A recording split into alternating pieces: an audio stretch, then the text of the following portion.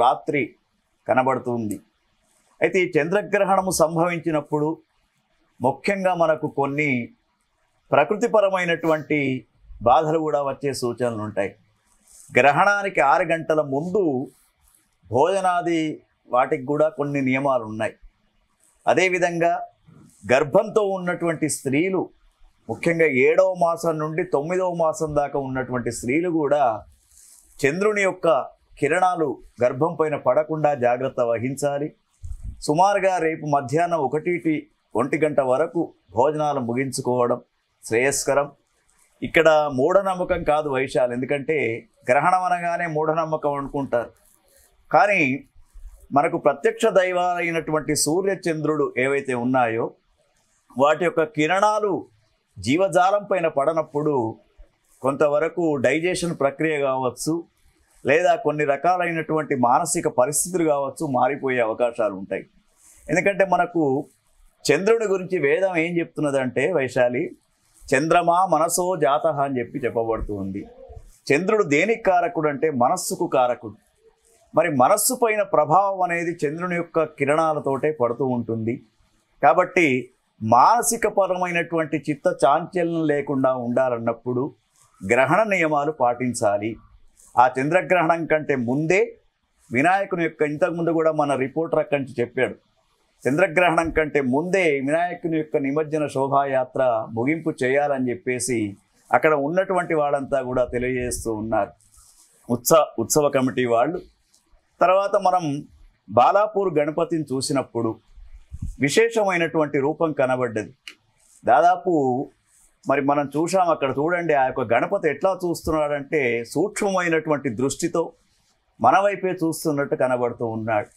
అంత పెద్ద శిరస్సులో చిన్ననైనటువంటి కళ్ళు కనబడుతున్నాయి. ఎందుకు అంటే ప్రతి మనిషికి కూడా సూక్ష్మ దృష్టి అవసరం అని చెప్పడం. తర్వాత సర్పాన్ని ధరించిన విధంగా కనబడుతూ ఉన్నాడు స్వామి.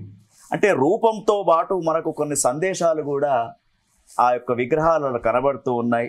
మరి బాలాపూరు వినాయక స్వామికి అతని చేతిలో ధరించినటువంటి 9 రోజులు పూజలు అందుకున్నటువంటి ఏ లడ్డైతే ఉందో అది 30 లక్షల ధర పలకడం అనేది, మరి ఎందుకమ్మా లడ్డు మామూలుగా చేస్తే అంత ధర పడుతుందా?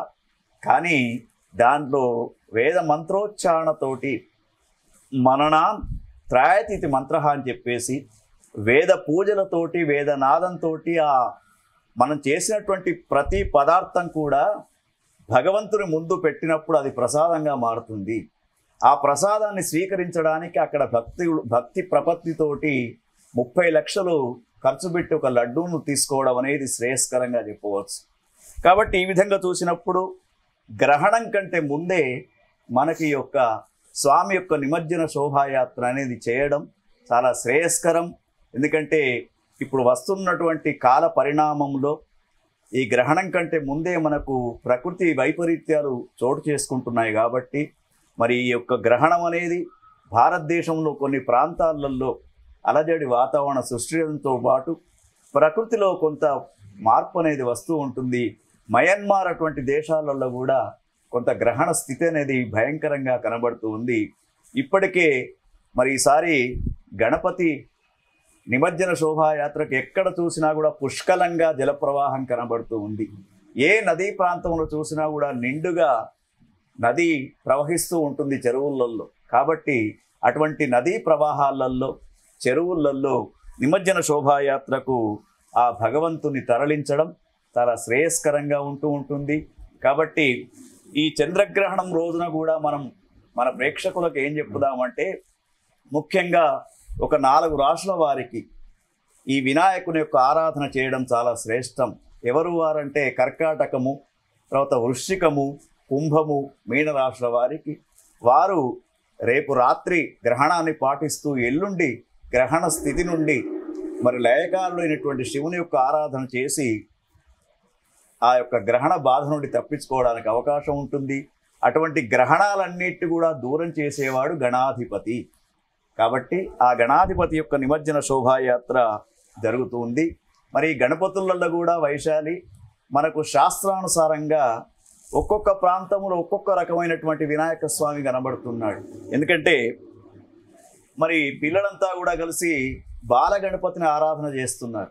ఈ బాలగణపతిని ఆరాధన చేస్తే ఏమిటంటే పిల్లలకు సమృద్ధిపరమైనటువంటి జ్ఞానం వస్తూ ఉంటుంది.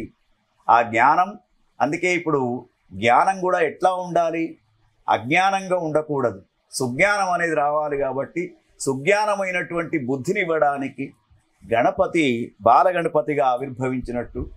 తర్వాత మనకు భక్త గణపతి, భక్తులను కాపాడడానికి ఆయన ఒక్కొక్క యుగంలో ఒక్కొక్క అవతారం ఎత్తినట్టు ముద్గల పురాణం, గణేష పురాణంలో మనకు చెప్పబడుతుందమ్మా. తర్వాత తరుణ గణపతి అని చెప్పేసి, ఈ తరుణ గణపతి దయారస బుద్ధినిస్తూ ఉంటాడు ఆయన, అందుకు ఆ గణపతి ఆరాధన చేశారు. వీర గణపతి బలవృద్ధిని కలిగిస్తూ ఉంటాడు. ఇట్లా 32 గణపతి యొక్క స్వరూపాలను మనకు శాస్త్ర ప్రమాణంలో చెప్పడం జరిగింది. అటువంటి 32 గణపతులకు ఆరాధన చేసి మరి ఇప్పుడు నిమజ్జన శోభాయాత్రకు తీసుకొని వెళ్తూ ఉన్నారంటే ఇది మన భారతీయ సనాతనమైనటువంటి సంప్రదాయం అని మనం చెప్పుకోవచ్చు. అందుకే చాలామంది అడుగుతూ ఉంటారు, ఏమిటి మీ భారతదేశంలో ఉన్నటువంటి పండుగలు వేరే ఎక్కడా లేవే అని అడుగుతారు కదమ్మా. అందుకే మన భారతదేశం పండుగల దేశంగా ప్రసిద్ధి చెందినటువంటి దేశం. అందుకే చేతులారంగ శివుని పూజించడేని, నోరు నొవ్వంగ హరి కీర్తి నుదుడేని, దయను సత్యంబు దలపనేని, కలుగనేటికి తల్లుల కడుపు చేటు. ప్రతి ఒక్కళ్ళు కూడా అక్కడ భక్తి భావనతో శివుని యొక్క కుమారుడే, పార్వతీమాత యొక్క కుమారుడే ఆ యొక్క వినాయకుడు కాబట్టి అతన్ని నిమజ్జన శోభాయాత్రకు తరలిస్తూ ఉన్నారు. ఇక్కడ మనకు వైష్ణవి, ఎందుకంటే మనకు అనేక రకాలైనటువంటి ఆరాధన క్రమం కనబడుతూ ఉంది. ముఖ్యంగా మనకు అసలు ఎన్ని రకాల భక్తి మార్గాలు ఉన్నాయి అని ఆలోచిస్తే శ్రవణం, కీర్తనం, విష్ణు స్మరణం, పాదసేవనం, అర్చనం, వందనం, దాస్యం, సఖ్యమాత్మ నివేదనం, నవవిధ భక్తి మార్గాలు ఉన్నాయమ్మా. ఈ నవవిధ భక్తి మార్గాలతోటి మనం ఏ ఒక్క మార్గం గుండా భగవంతుని ఆరాధన చేసినా, అంటే శ్రవణ భక్తి చేసినా, కీర్తన భక్తి చేసినా, స్మరణ భక్తి చేసినా, పాదసేవన భక్తి చేసినా, అర్చన భక్తి విధానం పాటించినా, లేదా వందన భక్తి ఏది చేత కాదనుకోండి, కనీసం భగవంతుడికి నమస్కారం చేయడమైనా ఒక పద్ధతి అన్నారు. తర్వాత ఇటువంటి భక్తి మార్గాలలో వెళ్తే మనకు అనుకున్నటువంటి కోరికలను సిద్ధింపజేసేవాడు ఆ యొక్క వినాయకుడు. అయితే గురువు గారు, ఈ ఇప్పుడు నిమజ్జనం కార్యక్రమం కొనసాగుతుంది కదా, నిమజ్జనంలో పాటించాల్సిన నియమాలు ఏంటంటారు? చాలా చక్కని ప్రశ్న వైశాలి. ఎందుకంటే